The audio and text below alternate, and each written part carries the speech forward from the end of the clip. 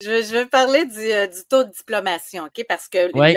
moi, c'est l'angle que je veux prendre par rapport à ce sujet-là. Si vous voulez savoir le cégep dans votre coin, ce classe où, vous allez dans le Journal de Québec, de Montréal, vous allez avoir tout le classement. Mais on a réparti le taux de diplomation selon le sexe. OK? Et là, je parle d'hommes, femmes. Et le taux de diplomation chez les garçons est de 55,7 %. Et chez les filles, c'est 68,9 %. Puis ça, cet écart-là, elle s'est accentuée au cours des dernières années. Ça fait que c'est quand même énorme, tu sais, quand on regarde la différence, là.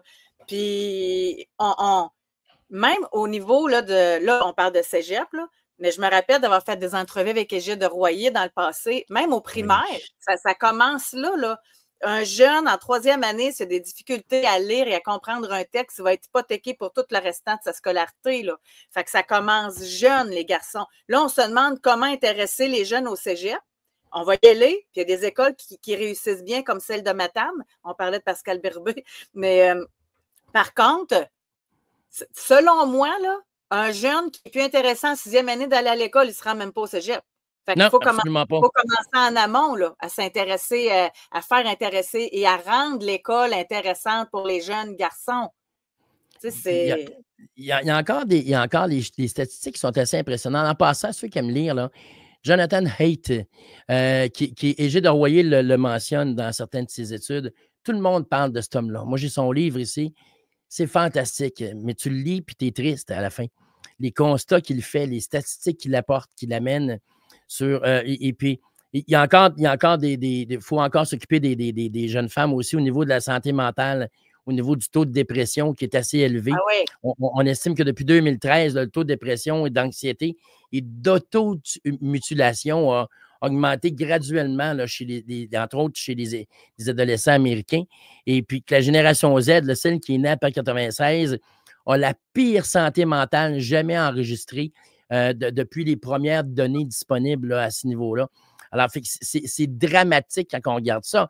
Sauf que, effectivement, on se rend compte qu'il y a beaucoup de choses qui ont été faites pour les jeunes femmes au fil des années, qui étaient parfaites. Il fallait intéresser les jeunes femmes à l'école. Il y a des choses qui ont été corrigées, il y a des choses qui ont été modifiées. On a vu Les statistiques concernant les femmes, là, ça, on le répétait souvent là, dans le podcast avec le doc, là, une adolescente sur deux se dit très anxieuse au quotidien.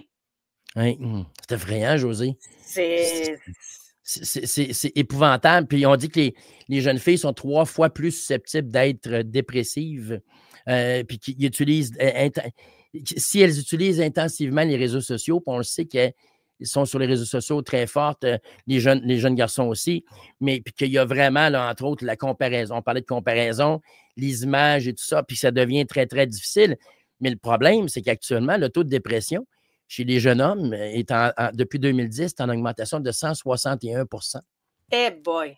Et puis, écoute, on a 4 filles, on a 4 enfants, chez nous, on a 3 filles. Je ne veux pas qu'on arrête de s'occuper des jeunes filles.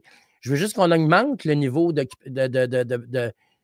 surveillance, de prévoyance. Je ne sais pas quel bon terme, tu peux me corriger, mais j'aimerais ça qu'on ait une espèce de veille, de surveillance pour les jeunes garçons parce qu'ils ne vont pas bien actuellement. Et les impacts ne sont pas juste au niveau de la diplomation parce que si moi, je ne réussis pas à finir mon secondaire 5, d'abord, je suis hypothéqué jusqu'à la fin de mes jours. Et puis là, on parle d'un minimum. On parle d'un minimum, un secondaire 5. Là.